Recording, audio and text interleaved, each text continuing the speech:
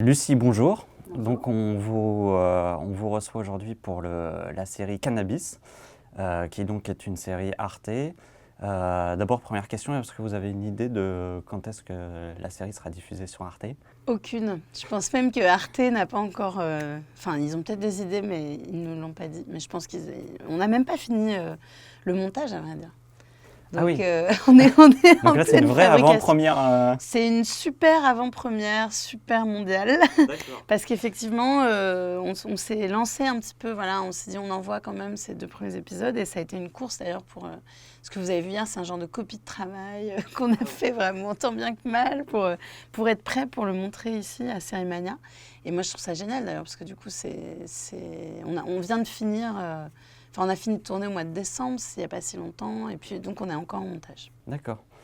Est-ce que vous pouvez nous dire en quelques mots un peu l'histoire de la série, même si je sais qu'elle est assez compliquée à résumer? Il qu'il y faut a savoir beaucoup de la résumer personnages. en quelques mots, Voilà. effectivement, sans rentrer dans le détail.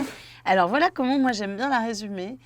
D'abord, j'aime bien dire cannabis, comme son nom l'indique, ça va parler de cannabis, voilà, de trafic du producteur au consommateur, si j'ose dire. Et non, pour résumer un tout petit peu l'histoire, c'est simple, c'est un peu l'histoire de battement d'aile du papillon, c'est-à-dire il y a un événement au tout début de la série qui est que 2 mecs piquent à un autre mec 2 tonnes de cannabis. Et en fait, on va voir comment cet événement résonne dans le quotidien d'un grand nombre de personnages qui sont impliqués de près ou de loin dans le trafic. Et ça, moi, je trouve ça très beau. Enfin, on dirait un vieux polar américain, quoi. Voilà, il y a un petit... Il était une fois, et on découvre... voilà, et c'est presque un prétexte, parce que même si on va suivre, évidemment, les rebondissements de cette intrigue et de ces 2 tonnes, on a surtout envie de s'attacher au destin des personnages et de...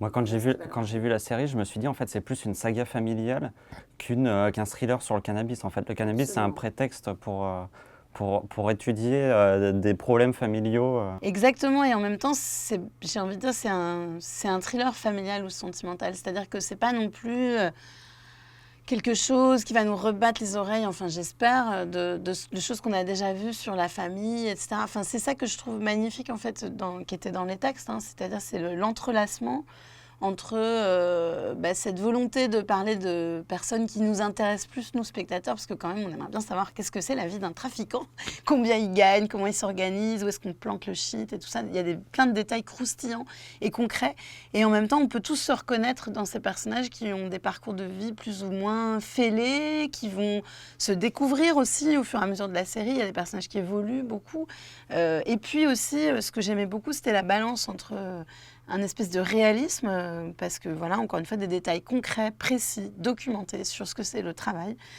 du cannabis, entre autres, parce que il y a une caractéristique que je trouvais commune à tous les personnages, c'est qu'ils sont tous très bons dans leur rôle et dans leur travail. Cette femme politique, on sent qu'elle le fait avec cœur, qu'elle est vraiment engagée. Cette grand-mère qui s'occupe de Shams, on sent que c'était important pour elle, qu'elle a essayé de bien l'élever. C'est des gens qui sont engagés dans l'action, dans ce qu'ils font, et ça, c'est assez beau. Et donc, pour finir, dans les choses qui m'avaient plu aussi, sans du coup rien dévoiler de l'histoire, parce que c'est ça qui est mieux, c'est aussi qu'il y avait donc ce réalisme très très fort, dont je parlais, précis, documenté, contrebalancé par une dimension baroque et vraiment romanesque. Et la possibilité, en tout cas pour moi aussi en mise en scène, de se dire, on peut se lâcher, en fait, il y a vraiment des moments de poésie, il y a des moments musicaux, il y a des moments qui sont vraiment des purs hommages à ce que sont ces personnages qui sont aussi un peu bigger than life, qui ne sont pas que réalistes. Et du coup, justement, comment on fait pour gérer? Parce qu'en fait, chaque caractéristique de la série correspond aussi au lieu dans lequel il est. Donc il y a 3 lieux, il y a l'Espagne, le Maroc et la France. Comment on fait pour gérer un peu ces différences d'ambiance quand on est seul réalisateur en fait sur une série? Par exemple, c'est des questions qu'effectivement on se pose en amont, parce qu'on pourrait se dire, tiens, on va faire comme Soderbergh dans Trafic, on va mettre un filtre jaune sur tout le Maroc, parce que comme ça sera bien le Maroc et tout ça. Et en même temps, comme je trouve qu'au sein des territoires, on n'arrête pas de changer d'ambiance aussi, parce qu'il y a des personnages différents, parce qu'il y a aussi on l'a vu avec les 2 premiers épisodes, il y a un personnage qui va passer d'un territoire à l'autre, qui fait un peu le pont entre ces 2 territoires. Donc moi, je suis plus attachée au personnage, en fait, qu'à quelque chose d'esthétique que j'aurais trouvé un petit peu artificiel. Donc, je me suis plus posé la question de la mise en scène selon chaque séquence. C'est-à-dire, il n'y a pas un endroit qui est toujours filmé de la même façon. Et on s'est tout de suite dit, on ne va pas faire un code couleur voilà, par territoire. Et quand les territoires reviennent, puisqu'ils reviennent au fur et à mesure des 6 épisodes, ils sont différents parce qu'il s'y passe des choses différentes. D'accord. Et alors, moi j'ai remarqué qu'il y avait un gros travail à la fois dans le scénario et à la fois dans votre façon de filmer, sur les corps, sur l'intimité. On rentre vraiment dans l'intimité des trafiquants de drogue. Je voulais savoir d'abord pourquoi ce choix, parce que c'est quelque chose qu'on ne voit pas souvent. Et la deuxième question, je me demandais, est-ce que vous n'avez pas peur qu'on vous reproche justement cela? Parce que du coup, il y a un côté, on les dédiabolise, on les rend plus humains. Et du coup, est-ce qu'on ne va pas vous taxer d'apologie du trafic du trafic ou je sais pas ce qui peut être... Pour moi, c'est de la fiction, c'est-à-dire qu'on est quand même dans un récit. C'est là où la dimension baroque et romanesque, elle vient elle nous emmène... je veux dire, on est quand même dans de la fiction pure, c'est-à-dire on est très très loin... d'un cinéma. Et quelque part, en même temps, moi, je trouve qu'il y a une dimension politique. C'est-à-dire que c'est aussi, je m'en suis rendu compte en faisant le casting, tout d'un coup, pour certains rôles, on cherche des acteurs et puis il n'y en a pas, en fait, parce qu'il n'y a pas de rôles qui sont écrits pour des femmes maghrébines de 40 ans. Ou alors, il y en a 2-3 qui sont ultra connues et comme on a pris le parti, et qui sont des actrices géniales, mais comme on a pris le parti qu'on n'aurait pas de star, on se dit alors, on va chercher qui? Puis on se dit, en fait, il n'y en a pas, parce qu'il n'y a pas de rôle. Voilà. Et du coup, je trouvais que c'est ça pour moi la belle dimension politique de Cannabis. Quant à savoir s'il faut condamner les trafiquants, oui, mais est-ce qu'il ne faut pas... moi j'ai l'impression que dans le système dans lequel on vit actuellement, il y a d'autres gens qu'on pourrait condamner, qui ont pignon sur rue. Et surtout, on ne se pose pas la question parce qu'on est quand même, pour moi, dans une pure fiction, qui est écrite comme ça, de manière jouissive, etc. Et on n'est pas là pour donner des leçons du tout de morale. Quant à la question de l'intimité sur les trafiquants, donc c'est, comme il le disait hier soir, les auteurs, c'est quelque chose qui était présent dès l'écriture, ça faisait partie de leur ambition. Et je pense qu'effectivement, et d'ailleurs, j'en avais pas conscience vraiment, c'est hier soir quand j'ai entendu Tony expliquer pourquoi ils étaient venus me trouver, qu'effectivement, moi, c'est vrai que j'aime les acteurs qui sont là avec leur corps en entier, en fait. C'est ça qui me plaît. Et y compris ceux qui n'ont pas du tout de scènes, parce qu'on pourrait se dire, voilà, il y a des scènes d'amour, tout ça, mais en fait, il y en a très peu pour moi, des scènes d'amour. Si je sais, je l'avais écrit, il y en aurait 4 fois plus. Mais par contre, dans des scènes précisément d'intimité, moi, je trouve ça très sensuel, en fait, les acteurs tous, quoi. Je veux dire, avec leurs âges, leur corps, leur vécu. Mais même dans les scènes de violence, la scène quand ils se battent dans la douche, là, c'est à la fois hyper violent et en même temps hyper intime. Oui, et c'est cru, on y va, quoi. Je veux dire, on ne cache pas des choses... je sais pas, pour moi, c'était aussi... j'avais envie d'amener de la chair, en fait. Voilà, là où, encore une fois, moi, je m'y connais très peu en fiction télé, puisque je regarde peu la télé, que j'ai beaucoup dit. Mais des fois, je trouve que c'est un peu désincarné. Et d'ailleurs, des fois, c'est le genre qui veut ça. Et c'est cool. Enfin, je veux dire, c'est une autre façon d'appréhender ce que c'est qu'une fiction. Moi, j'aime ça, les corps. Enfin, j'aime qu'ils prennent de la place dans l'écran, etc. Et donc, c'est possible que j'ai étiré... par exemple, parce que ça, c'est pas du tout une scène de sexe, donc c'est intéressant. Mais par exemple, l'idée de Shams qui essaie 40 000 t-shirts devant son miroir et tout ça, tout d'un coup, c'est de se dire, c'est un dealer, donc ok, mais c'est aussi un jeune homme de 20 ans qui se dit, mais comment je vais m'habiller? Puis en plus, comme il est dealer, il a gagné un peu de fric, donc il a beaucoup de t-shirts. Et puis en même temps, c'est aussi parce qu'il est stressé, parce qu'il y a beaucoup de choses qui lui arrivent. Et ça, c'est des petites choses, évidemment, qui sont parfois présentes à l'écriture. Et moi, je sais qu'il y a une scène que j'aime beaucoup, c'est dans le premier épisode... qui est la scène où elle fait passer la tête par la portière de la voiture, qui est une espèce de moment de grâce. Ça, c'est écrit dans le scénario. Il y a une phrase qui dit « passe la tête par... » Alors, du coup, on se dit, alors comment on va filmer ça? Et c'est parce que c'est un peu compliqué à filmer. Il faut faire une accroche caméra, etc. Un truc que j'avais jamais fait, moi, sur mes films qui étaient pauvres.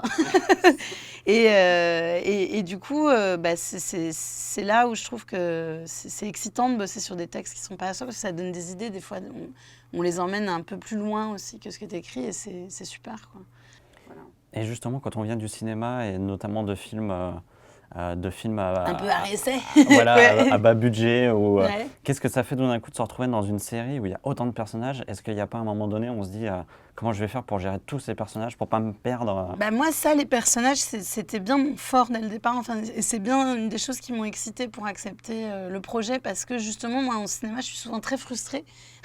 Parce que comme j'adore les acteurs, je choisis vraiment tous les petits rôles et tout. Et malheureusement, dans un long métrage de 1h40, on ne peut pas accompagner tous les personnages aussi bien que là, on peut le faire, quoi. Ça, c'est une des dimensions du projet que j'ai trouvé fabuleuse. Parce que tout d'un coup, un personnage qui serait une silhouette dans un film, il a le droit à 3 séquences. Et puis, du coup, il a son moment. Enfin, je trouve ça merveilleux. Et puis, même si je ne regarde pas beaucoup de séries, d'abord, j'en avais quand même un peu vu, il ne faut pas exagérer. Puis j'ai essayé de me rattraper. Et puis, je vois bien que tout le monde en regarde et tout. Et j'aime beaucoup le rapport qui est un rapport assez pur, je trouve, assez premier, presque enfantin, de se dire « Ah, mais moi, j'adore cette série parce que j'adore ce personnage. Et c'est lui que j'aime. » Et des fois, les gens se battent et ne sont pas d'accord. Et donc, on l'a vu hier avec LFO, avec la jeune fille qui... Oui, j'ai adoré cette jeune fille. Je me dis, mais enfin, mais elle n'a pas vu la séquence de viol. Mais... Non, en plus, je la comprends. Moi, j'adore LFO. C'est un de mes personnages préférés. Mais moi, je les aime tous. Donc, de toute façon, j'ai travaillé pour... Moi, je marche beaucoup à l'amour. Donc, effectivement, je les aime tous. J'ai choisi que des acteurs que j'avais envie de filmer, je les sauve, je les aime, quoi. Et après, par contre, j'adore voir chez les spectateurs comment il y en a qui vont s'accrocher sur celui-ci, sur celui-là, et effectivement, c'est jamais les mêmes. Bon, LFO remporte un peu tous les suffrages, ainsi que Shams, qui est quand même un magnifique héros positif. Ouais. Moi, je voulais revenir sur le premier plan aussi alors, je ne sais pas si c'est une coïncidence ou si c'est vraiment voulu, mais du coup, est-ce que ça fait quand même écho à votre film? Ouais.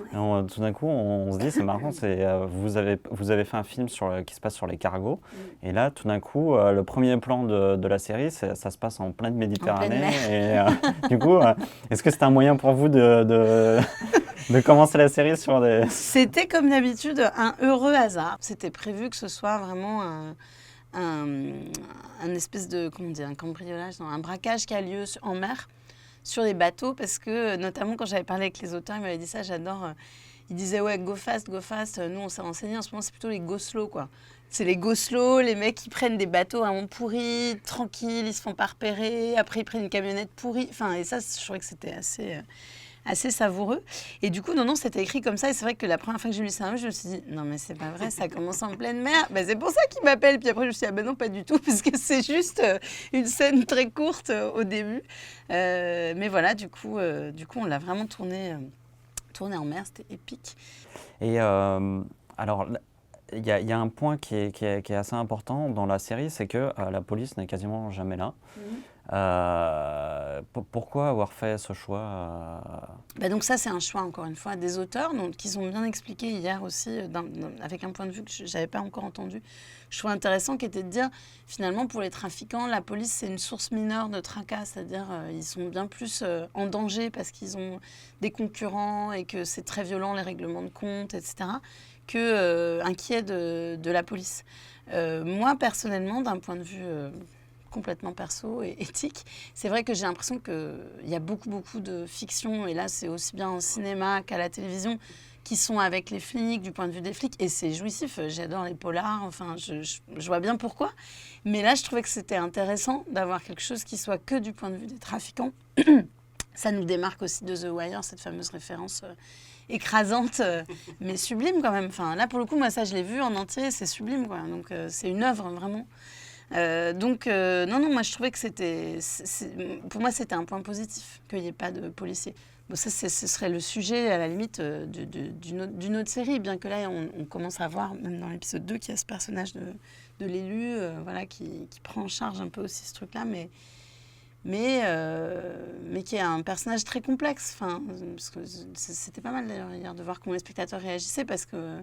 Et justement, ce personnage de l'élu, on a l'impression que c'est un peu une version rêvée de l'élu, où ça correspond à quelqu'un que vous avez rencontré sur le terrain. Je pense que les auteurs se sont inspirés de Samia Ghali. Nous, on avait ça aussi comme référence avec la comédienne et tout ça. Moi, je sais que j'ai fait des petites recherches aussi sur des jeunes élus de banlieue, voilà, femmes et tout ça, qui sont un peu... qui y vont, quoi. Enfin, voilà, et qui sont, je pense... Moi, ce qui me touche avec le personnage, c'est qu'elle est sincère. Comme tous les personnages de Cannabis, ce qui est intéressant chez elle, c'est son ambivalence, en fait. Voilà. Et sinon, plus globalement sur la série, vous avez été contacté pour une saison 2, il y a quelque chose de prévu ou c'est fait vraiment pour être en vase clos fini à la saison 1?